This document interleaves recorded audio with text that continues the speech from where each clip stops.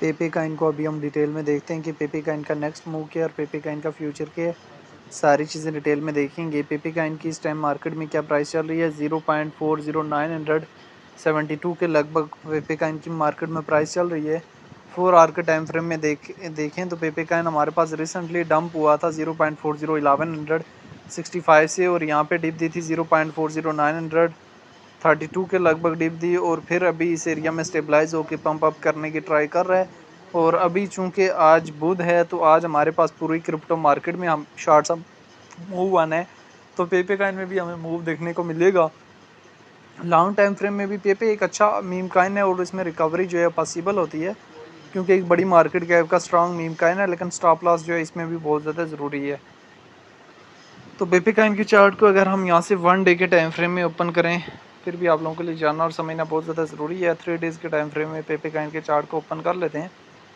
पेपे Kine की chart को 3 days के टाइम फ्रेम में ओपन किया तो पेपे काइन हमारे पास दिसंबर 2024 में किस एरिया से रिजेक्ट हुआ था, ये देखें। ट्रेड बेशक आप स्पॉट में लें या फ्यूचर में लें, स्टार्ट में ही आप टीपी और एसएल जो है लगा लिया करें, ठीक है।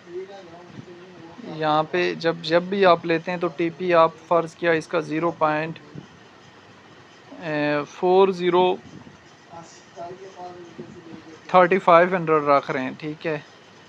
स्टॉप लॉस आप लगा लें 0.50800 के लगभग जो है आपका स्टॉप लॉस होना चाहिए।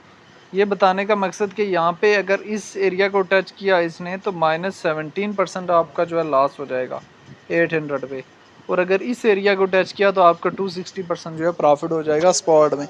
यानी ये तरीका होता है कम लॉस के साथ ज़्यादा प्रॉफिट का सोचने का, वो भी एक रियलिटी में। तो इसमें क्रिप्टो मार्केट में अपना जो है वो रकम बचानी बहुत ज़्यादा इम्पॉर्टेंट होती है।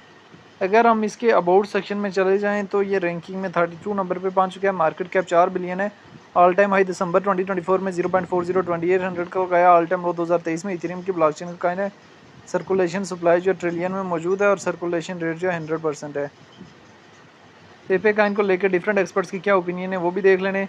अगर हम यहाँ से डेटा वाले ऑप्शन में जाएँ 15 मिनट्स के टाइम फ्रेम में पेपे काइन लार्ज अमाउंट में सेल हो रहा है, तो शॉर्ट टाइम फ्रेम के लिए इसका सेलिंग प्रेशर आया हुआ है, लेकिन ओवरऑल जो है हमें इसमें एक अच्छा खासा जो है मूव ऑन पॉसिबल है। अभी पेपे काइन के प्रॉफिट आने वाले टाइम में किन किन एरियाज़ में बुक कर लेने, ये हमारे लिए जानना और समझना बहुत ज़्यादा ज़रूरी है। तो देखें कि शॉर्ट टाइम फ्रेम के लिए अगर 4 आवर के टाइम फ्रेम में देखते हैं तो फिर आपको तो 1100 आप लोगों का टारगेट होना चाहिए। यहाँ से तकरीबन 0.4010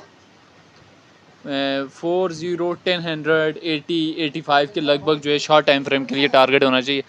अगर आप लॉन्ग टाइम फ्रेम के लिए पेपे काइन को अक्टूबर तक होल्ड करते हैं, फिर आपके टारगेटेड एरियाज़ जो है 1400, 1800, 2200, 2500, 2800, 3200, 4000, ये वो एरियाज़ हैं जहाँ जो आप लोगों के होने चाहिए।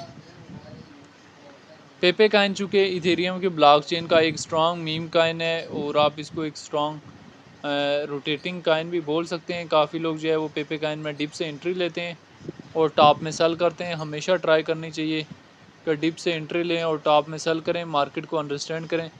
जब तक आप डिप से एंट्री नहीं लेंगे, टॉप में सेल नहीं करेंगे, मार्केट को अंडरस्टैंड नहीं करेंगे, तब तक जो है कोई फ़ायदा नहीं है।